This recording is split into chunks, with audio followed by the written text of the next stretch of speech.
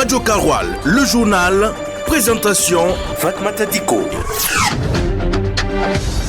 Le pays des hommes intègres reçoit un financement de 121 milliards de francs CFA du Fonds international de développement agricole FIDA, ce qui va renforcer le domaine agricole.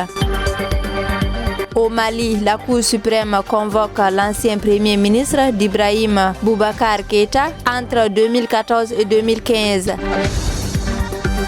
En Ligue des Champions, Arsenal est sans pitié face au PSV Eindhoven. 7-1, le Real Madrid s'en sort aussi face à l'Atlético. Mesdames et messieurs, voici le sommaire de ce Midi Info sur la radio Karoual. Bonjour et bienvenue.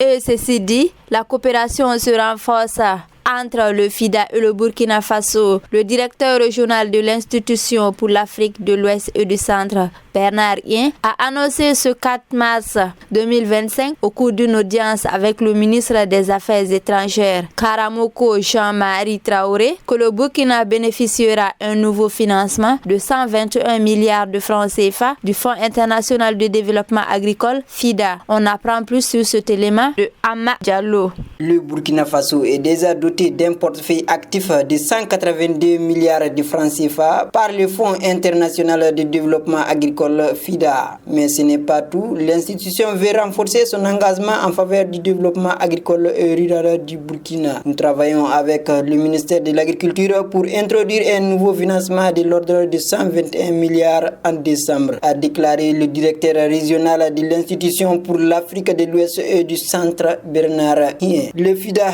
veut renforcer son partenariat avec le Burkina. En ce sens, il prévoit l'ouverture de son bureau pays en juin 2025. Le ministre Karamogo Jean-Marie Traoré a salué cet engagement du FIDA qui accompagne la volonté des autorités burkinabées de dynamiser le secteur agricole à travers l'offensive agricole et la mise en place d'unités industrielles tout en instant sur l'importance de finaliser le plus tôt possible l'accréditation d'un directeur pays de FIDA au Burkina afin d'optimiser la mise en œuvre des projets. Collaboration dans ce journal. Le 4 mars 2025, le coordonnateur général de la brigade mobile de contrôle économique et de la répression des fraudes, BMCRF, a rendu une visite de courtoisie au directeur général de la douane, Adama Ilboudo, à Ouagadougou.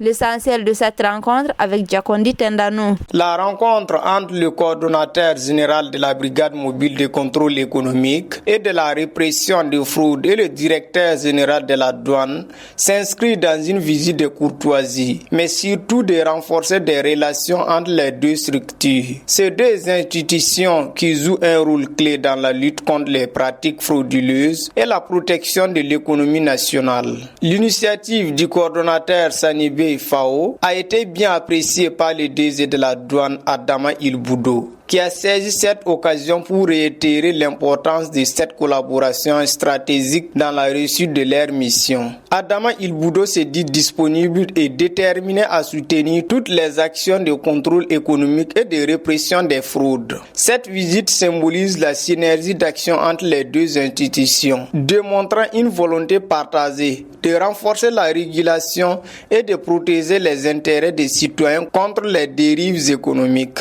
En justice, une escroquerie immobilière vise le président du tribunal de grande instance de Banfoura et plusieurs autres personnes. Après l'émission du mandat de dépôt, l'étape suivante était le jugement, le 4 mars 2025, qui s'est vu reporté. On apprend davantage avec Cheikh Yannick Somé.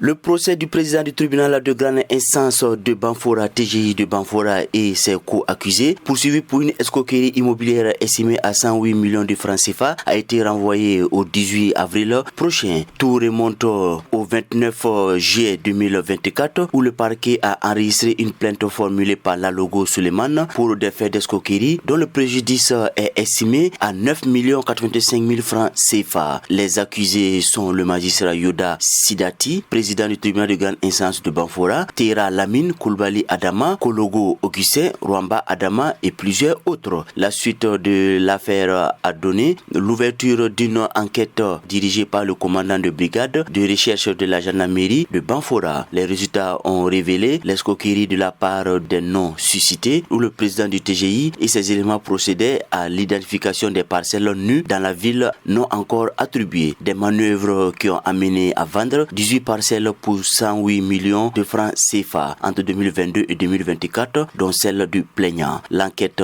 préliminaire ayant révélé un système frauduleux bien organisé a amené à l'arrestation des accusés prévus au tribunal de grande instance de Banfora le 4 mars 2025. Le procès a été reporté au 18 avril prochain. Selon une sous-judiciaire, c'est la Cour de cassation qui doit décider de la juridiction compétente pour juger Sidati Yoda. Tant que cette décision n'est pas rendue, le procès restera toujours suspendu, apprend-on.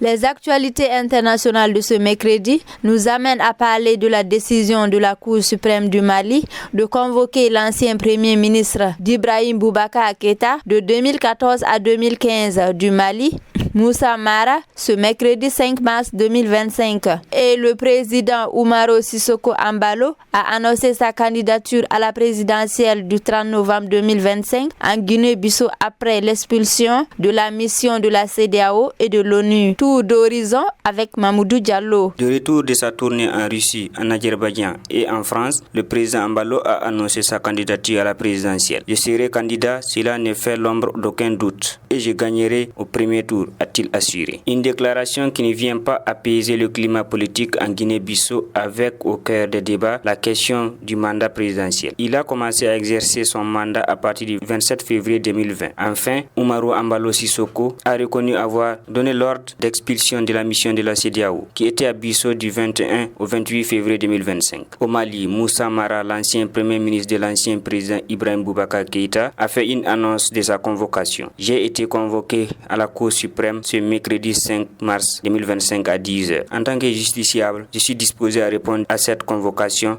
avec sérénité et dans le respect des institutions, a-t-il écrit sans préciser le motif de sa convocation. Cependant, pour certains observateurs maliens, cette convocation pourrait avoir un lien avec le dossier judiciaire concernant l'achat controversé d'un avion présidentiel sous le pouvoir de l'ex-président Ibrahim Boubacar Keïta. Foot, basket, handball, judo, cyclisme, le sport. La soirée Ligue des Champions a tenu ses promesses le mardi avec un carton d'Arsenal pourtant en déplacement à Hollande, 7-1 contre le PSV Eindhoven. À Bernabé, le Classico tourne à l'avantage des Merengues pendant que les Allemands et les Français se neutralisent. La soirée LDC se prolonge ce mercredi avec des oppositions de finale en huitième de finale.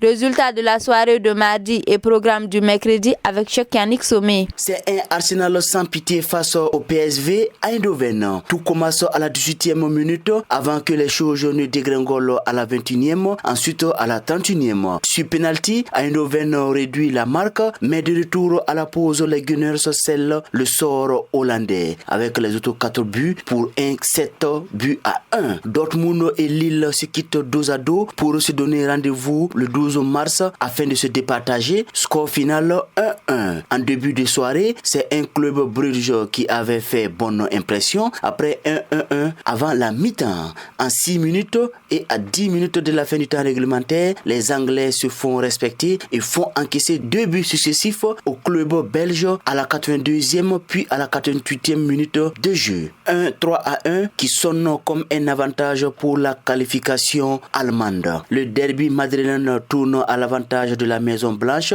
qui a dû se salir le maillot pour s'offrir une victoire de prestige 2 buts à 1 devant des athlétiques qui ont pourtant tout donné pour revenir à la marque. La puissance merengue a affiché supérieure tout au long du jeu. Dominateur et meneur, même la possession était au-dessus des hommes de Diego pour 7 tirs cadrés contre 2, 4 tirs bloqués contre 1. Le rendez-vous pour le retour est prévu la semaine prochaine. Mais avant, ce mercredi soir, les intéristes italien se déplace à Feyenoord pour une qualification en quart de finale de C1 à partir de 17h45 minutes. Les autres matchs de la soirée sont tous des finales. Bayern Munich, Bayer Leverkusen, c'est un duel 100% allemand entre le leader et son dauphin en Bundesliga. L'autre choc de la soirée sera Paris Saint-Germain-Liverpool, deux grands clubs d'Europe dont un devra perdre des plumes dans ses huitièmes de finale. La dernière opposition de la soirée Champions League, c'est un replay de l'avant-dernière journée de cette Ligue des Champions où Barcelone avait pris le dessus à Lisbonne 5-4. Une revanche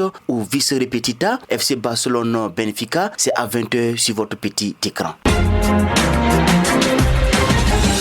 Radio Karoual, le journal, présentation Fatmata Diko.